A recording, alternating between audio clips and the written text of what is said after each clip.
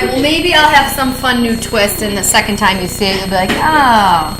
Okay, that's what we'll hope for. All right. So, the first one, I started with just a basic division one, but I did write that polynomial in a different order just to remind you that when you do your division, you have to write your polynomial in standard form divided by 3x minus 2.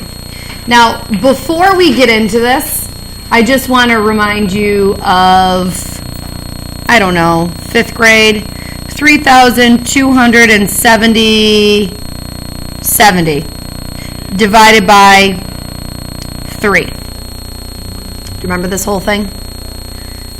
3 goes into 3 one time. Oh, you know what? I don't want to do that. Yes, I do.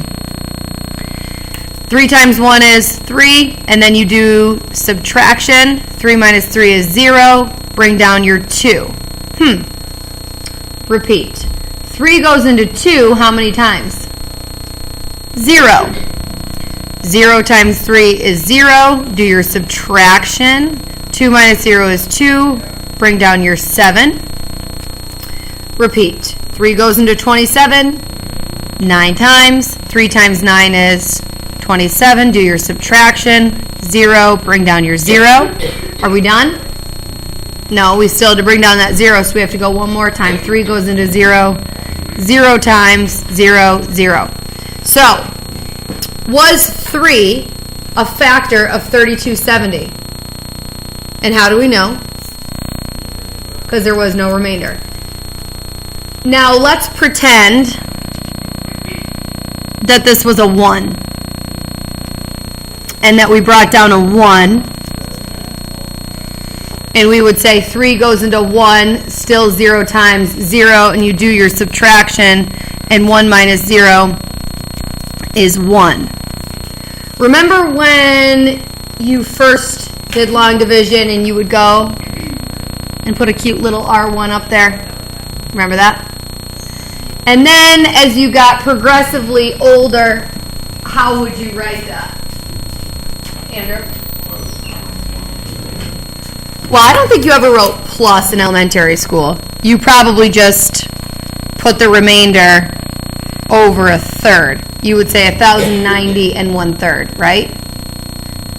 You probably didn't do plus because it would have, in that context, would have been unnecessary. It means the same thing. We would just say 1,090 and a third. And so when we moved to polynomials, then we started to add that plus sign. We would take our remainder, put it over the divisor, and we would put a plus sign in between. So there's your review of little kid multiplication, or long division. So we would start, and when you're doing it with a polynomial, you're only kind of thinking about the first term, the leading term. 3x times what gives you 6x cubed? 2x squared. And then you would just like we did with the 1 that we put up here, we multiplied it by the 3 and lined it up. We would take the 2x squared and multiply it by the divisor and line it up. So we'd get 6x cubed minus 4x squared. Now, one place that is probably the most common to make a mistake is people don't subtract the entire polynomial.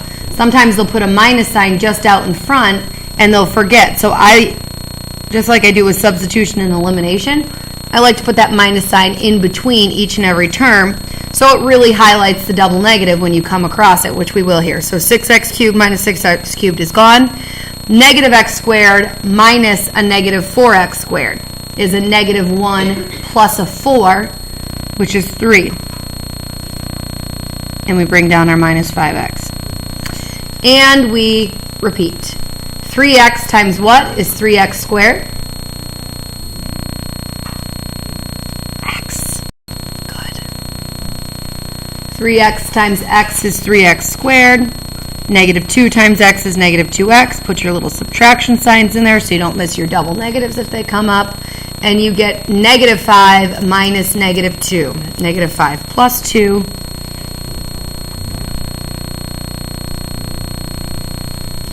And then 3x times what gives you negative 3x? Negative 1. negative 3x plus 2, do your subtraction, and you get 2. And I know I'm sort of done because 3x times what gives you 2. You can't really go backwards like that. You can't use negative exponents. So this is where we'd add our remainder over the divisor. Now, for the record, I don't know if you know this. I think you do. You probably just haven't thought about it in a while. The divisor is the one on the outside times the, what is the number up there called? Quotient. The divisor times the quotient should give you the dividend. Good. So 3 times 1090.33333, I'll do it that way, should give us 3271. And it does, right? So likewise, this times this gives us this. So really, one of the things that I think is the harder thing to like pound into Algebra 2 kids' heads is that long division is just another form of factoring, right? So you factor by GCF, you factor by grouping, you factor by splitting the middle term, you factor by guessing and checking, you factor by your special cases. We've got all these factoring rules. Sometimes things just don't factor by those rules. And so therefore, the only way to factor them is to divide out a known factor. The issue with this type of factoring is you have to know what you're trying to factor out, which sometimes in Algebra 2 you could steal from a root on the calculator, and then you'd know what you were factoring out. Right? Okay? So think of long division as the, the last resort method of factoring. All right? Go ahead and try this one on your own.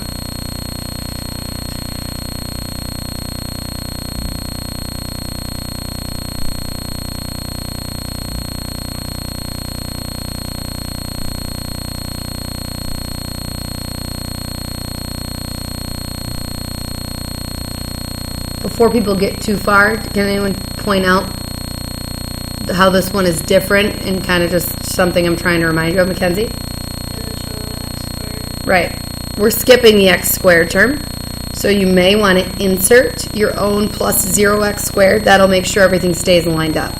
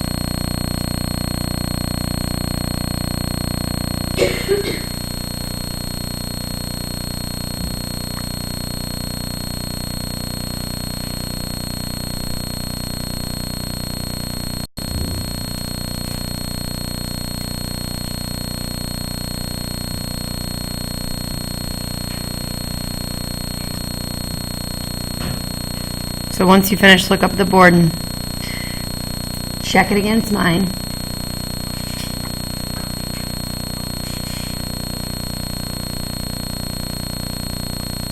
So one difference between polynomial division and the long division that we were doing before is like when I brought down that 0 before, I had to keep going one more step and say 3 times what gives me 0, because a 0 added on to a number is a big deal, right? It'll make it an 1090 instead of 109. Versus in a polynomial, like I got down to this 7x minus 5, and I didn't go again. I didn't put a plus 0, because if you add on a 0 to a polynomial, that's not a big deal. So I could just stop there, because 3x squared times what gives you 7x. And you can't do that unless you were to introduce a negative exponent, which we don't do. So that was just my remainder, and then I put it over the divisor, and I'm done. Good? Okay. Now, synthetic division is a long division shortcut. We don't teach it to you in Algebra 2 because it's one of those things where once you start doing it and you just kind of follow these processes, you can lose sight of what you're doing and not even realize that you're doing long division, and you sometimes lose sight of the understanding. So we purposely don't teach this to you, unless Mrs. Ziga did. I don't think she did. So here's how synthetic division works. And the reason we do teach it to you now is because you're going to see there are problems in which you might have to check for factors like 4 or 5 times. And we're not going to make you do long division 4 or 5 times for one problem. Synthetic will quicken that whole process for you so that becomes more efficient. Okay? So here's how synthetic division works. If you're dividing by x plus 3, when you set up synthetic division, you just take whatever that root would have been. So if x plus 3 is a factor, what would the root be? Negative 3. So that number goes out in front. And then underneath this like division sign, you literally you put the coefficients. So a 1, a 10, and a 21. And by the way, if you do skip a term here, you have to fill with 0 for sure. Okay, you can kind of get away with not filling with a 0x squared in long division. You can't get away with it here. Okay, so here's how synthetic division works. You always start by bringing down that first term, 1. Then look up here. You do negative 3 times 1, and you get negative 3. And then here's where you have to differentiate between long division and synthetic. We actually add these in synthetic. So 10 plus negative 3 would be 7. And you repeat. Negative 3 times 7 is negative 21. Add those, you get 0. So when you finish your synthetic division, this is always your remainder. This is your constant. The next one over is your x term. If there were more, it would be your x squared, your x cubed, and so on. So this would translate into x plus 7, and that would be your answer. Okay? It was another way of thinking about what variable to throw on each of your numbers. You can technically write 1x plus 7 if that makes you feel better. If this was initially an x squared, then whatever it ends up as is just 1 degree less than that, an x. This was originally an x term, so that's now 1 degree less, which is just a constant.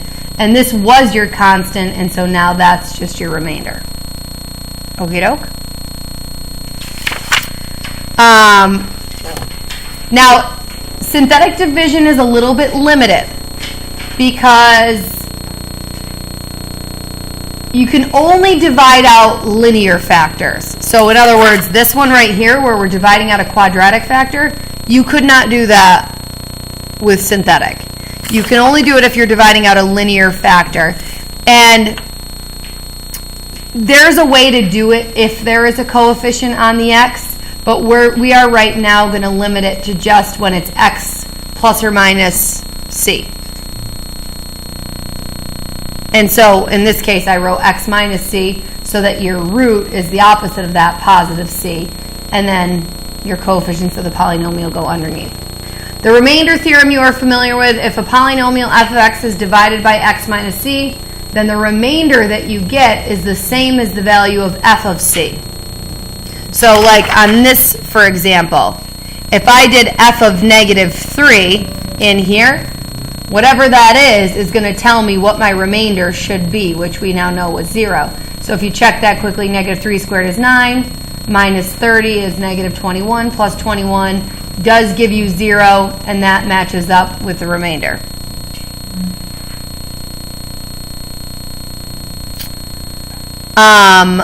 On this one, what would you check to check the remainder theorem? F of what? Yeah, 2/3, right? If 3x minus 2 is your linear factor, 2/3 is what you would check. Now, when you plug in 2/3, we know we should be getting 2. And I don't think we made a mistake, so I think that that's right.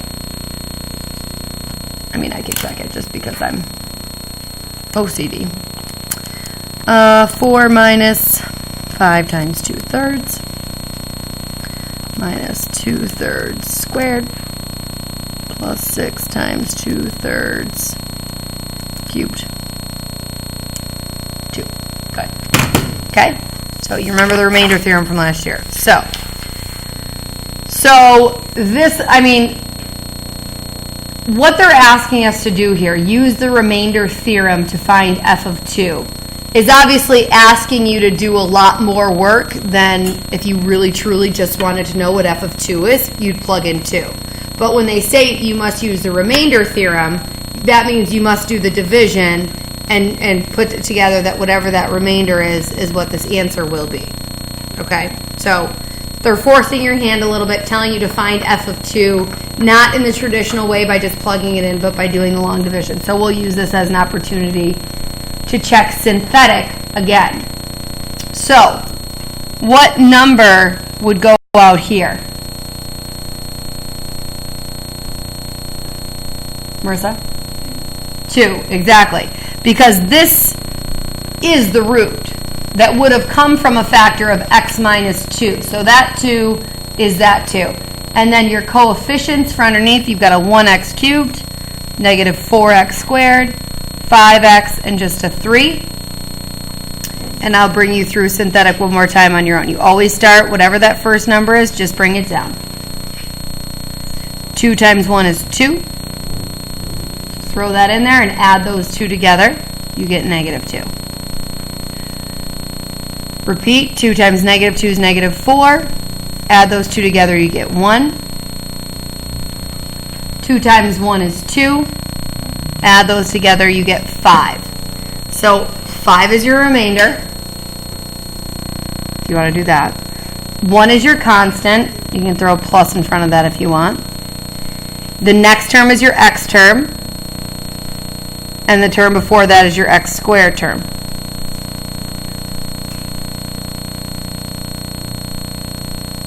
Just answering their question, f of 2 is 5.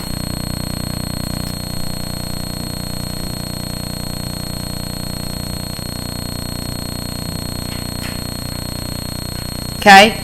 Now, solving polynomial equations, obviously you can solve them by factoring,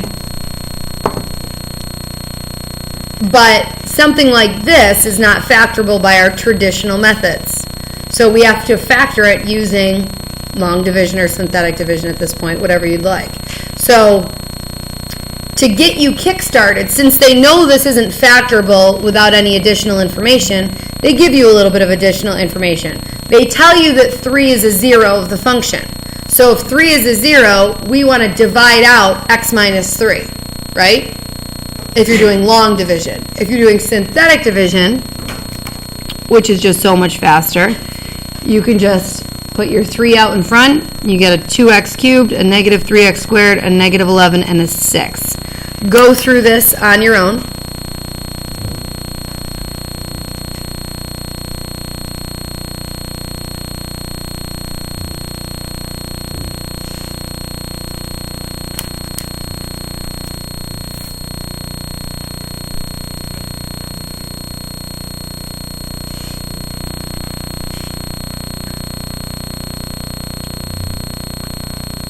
And you should have a remainder of 0.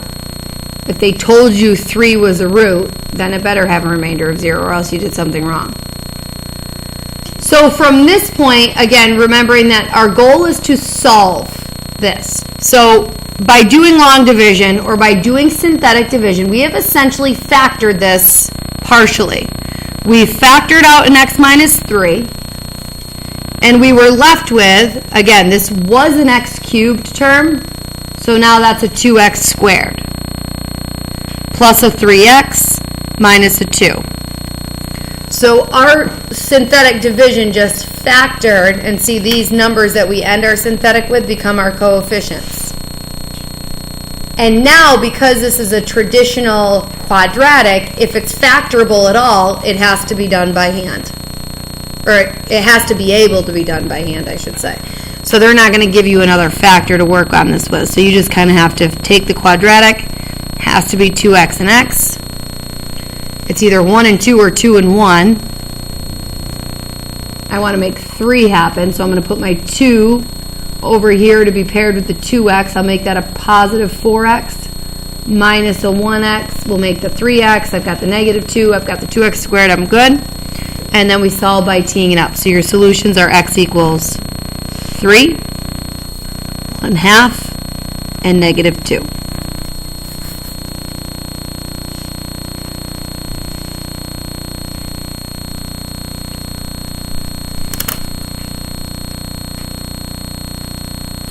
Any questions? Yeah. Synthetic is like fake, right? Is that what synthetic means? All right, so it's fake long division. It's like the cheater way, right? Synthetic stuff is like the cheater way. The cheaper, the quicker, the lazy, the non-organic. Now, do you like it? It's a good word. I think it fits.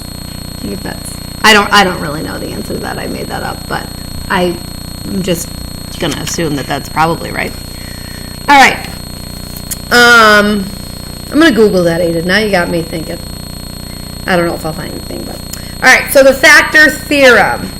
And you know this, we've been using this. So given a polynomial, if f of c equals 0, meaning if you know a root, then you know a factor.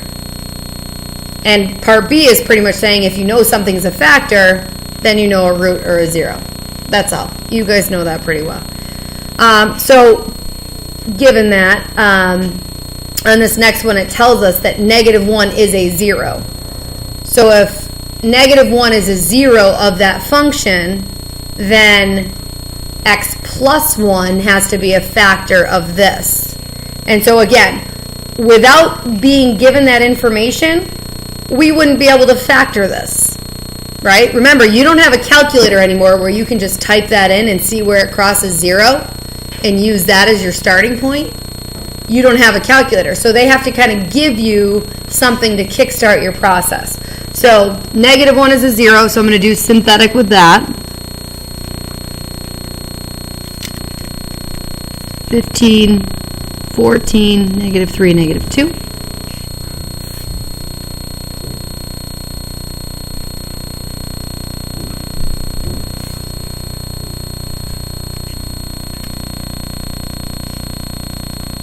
Do it on your own, Nate, and then check your answer.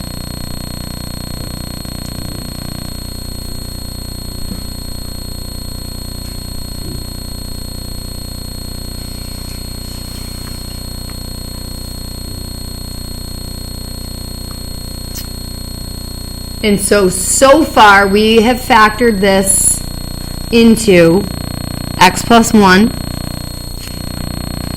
and then the x cubed gets dropped down to an x squared, so 15x squared minus x minus 2. And then we can take it the rest of the way by guessing and checking. Could be 15 and 1 or 3 and 5. I'm going to go with 3x and 5x first. And then it's got to be 1 and 2 or 2 and 1. I'm going to do 2 over here, so that'll make a 6x. And a 1 here will make a 5x.